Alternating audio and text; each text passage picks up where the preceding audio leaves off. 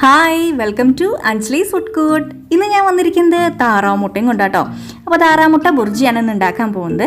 നല്ല ടേസ്റ്റാണ്. അതുപോലെ തന്നെ കുരുമുളകൊക്കെ ഇട്ട് വരട്ടി അങ്ങോട്ട് എടുത്താണ്ടല്ലോ, ആ ചട്ടിയിലോ അല്ലെങ്കിൽ ആ ഉരുളിയിലൊക്കെ ഇട്ട് കഴിക്കാൻ നല്ല ടേസ്റ്റാണ്. അപ്പോൾ ഇത് നമുക്ക് വേഗം തന്നെ ഉണ്ടാക്കാം. അതിനു മുന്നേ എപ്പോഴും പറയുന്ന കാര്യമാണ്, നിങ്ങളെൻ്റെ ചാനൽ ആദ്യമായിട്ടാണ് കാണുന്നതെങ്കിൽ ഇഷ്ടപ്പെട്ടാൽ ഇതുകൂടി ഒന്ന് ചെയ്യാൻ മറക്കരുതേ.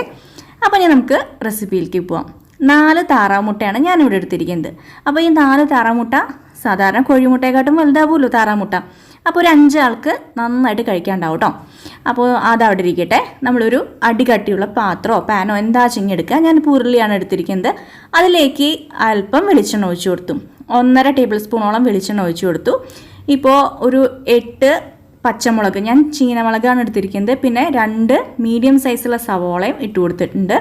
പിന്നെ വെളുത്തുള്ളി വേണമെങ്കിൽ ചേർത്ത് കൊടുക്കാൻ നിർബന്ധമൊന്നുമില്ല. വെളുത്തുള്ളി 2 3 അല്ലയോ ഒന്ന് ചതച്ചിട്ട് കൊടുക്കുക. അപ്പോൾ ഞാൻ ഇട്ട് കൊടുത്തിട്ടുണ്ട്. പിന്നെ തക്കാളിയാണ് ചേർത്ത് കൊടുക്കുന്നത്. അപ്പോൾ തക്കാളി ഇട്ടാൽ പുളി ഉണ്ടാവില്ലേ വിചാരിക്കും, പക്ഷേ പുളിയൊന്നും ഉണ്ടാവില്ല. നല്ല വരട്ടിയെടുക്കാൻ തക്കാളി ബെസ്റ്റാണ്. അപ്പോൾ ഒരു വലിയ തക്കാളിയുടെ പകുതിയോളം എടുത്തിട്ടുണ്ട് കേട്ടോ. പിന്നെ കറിവേപ്പിലൊക്കെ ഇഷ്ടത്തിന് ചേർത്ത് കൊടുക്കുക. ഇനി ഇതുപോലെ നന്നായിട്ട് വഴന്ന് വരില്ലേ, അപ്പോൾ ആ സമയത്ത് മഞ്ഞൾപ്പൊടി ചേർത്ത് കൊടുക്കുന്നുണ്ട്. അതായത് 1/2 ടീസ്പൂൺ മഞ്ഞൾപ്പൊടി, മുളക് പൊടി 1 ടീസ്പൂൺ, പിന്നെ കുറച്ച് മല്ലിപ്പൊടി കുറച്ച് മുന്തി നിൽക്കണമെങ്കിൽ അങ്ങനെ ആയിക്കോട്ടെ. അപ്പോൾ ഞാൻ ഇവിടെ ഒരു വരട്ടിയെടുക്കുന്ന സ്റ്റൈലായതുകൊണ്ട് തന്നെ മല്ലിപ്പൊടി കുറച്ച് കൂടുതലിട്ട് കൊടുക്കും. അപ്പോൾ ഈ 1.5 ടീസ്പൂണോളം മല്ലിപ്പൊടി ചേർത്ത് കൊടുത്തു. ഇനി അതിൻ്റെ പച്ചമണമൊക്കെ ഒന്ന് മാറണ വരെ ഇതുപോലെ അങ്ങോട്ട് നന്നായിട്ട് ഇളക്കി കൊടുക്കുക. ആവശ്യത്തിന് ഉപ്പ് ചേർത്ത് കൊടുക്കുക. കുരുമുളക് പൊടിയും ചേർത്ത് കൊടുക്കണം. കുരുമുളക് പൊടി ഒരു ടീസ്പൂണോളം ഞാൻ ചേർക്കുന്നുണ്ട് കേട്ടോ.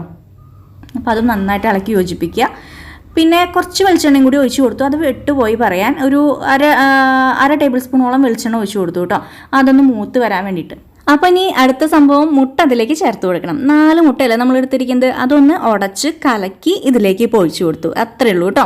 ഉപ്പൊക്കെ മുന്നേ നമ്മൾ ചേർത്ത് കൊടുത്തിട്ടുണ്ട്. ഇനി വേണമെങ്കിൽ ലാസ്റ്റ് നന്നായിട്ട് ഡ്രൈ ആയി വരുന്ന സമയത്ത് ചേർത്ത് കൊടുക്കാവുന്നതാണ്. ഇനി ഇതുപോലെ നന്നായിട്ട് അങ്ങനെ ഇളക്കുക. അത് കഴിഞ്ഞിട്ട് ഒരു 2-3 മിനിറ്റ് ഇതുപോലെ അങ്ങനെ വെറുതെ വിടുക. വേറെ ഒന്നും ചെയ്യേണ്ട, ഇളക്കാതെ തന്നെ ഇതേപോലെ ആയിട്ട് വെറുതെ വിടുക കേട്ടോ. അപ്പോൾ അത് ഇങ്ങനെ ആയി കിട്ടും. അതിന് ശേഷം നമുക്ക് കുറച്ച് വെളിച്ചെണ്ണ ഒഴിച്ച് കൊടുക്കാം. അധികം വേണ്ട, കുറച്ച് മതി. ഒരു ടേബിൾ സ്പൂണോ 1/2 ടേബിൾ സ്പൂണോളം ഒക്കെ മതി കേട്ടോ. നമ്മൾ മൊത്തത്തിൽ 2.5 ടേബിൾ സ്പൂൺ വെളിച്ചെണ്ണ നമുക്ക് ഇതിന് ആവശ്യമുണ്ട്. നിങ്ങൾക്ക് കൂട്ടണമെങ്കിൽ കൂട്ടാം, കുറയ്ക്കണമെങ്കിൽ കുറയ്ക്കാം കേട്ടോ. ഇനി ഇതിലേക്ക് കറിവേപ്പിലയും കൂടിയും ചേർത്ത് കൊടുത്തു. അപ്പോൾ ഒരു മണം വരുന്നുണ്ട്, നല്ല തട്ടുകടയുടെ സൈഡിലുള്ള മണല്ലേ, ആ ഒരു മണം അങ്ങോട്ട് വരും. കണ്ട, അടിപൊളിയായിട്ടുണ്ട്. ഇനി ഞങ്ങൾ പൊറോട്ടയൊക്കെ അങ്ങോട്ട് കൊത്തിയെടുക്കില്ലേ, അതുപോലെ അങ്ങനെ കിടുകിടാന്ന് അങ്ങനെ കൊത്തിയെടുക്കുക.